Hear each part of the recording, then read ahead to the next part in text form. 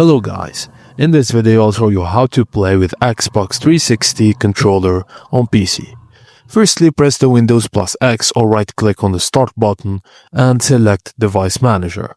Locate other devices and right click on the unknown device entry, select Update Driver, and in the new window click Browse My Computer for drivers. Then select Let me pick from a list of available drivers on my computer.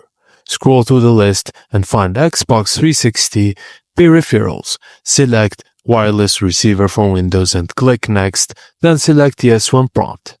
Windows will now install the driver for your receiver.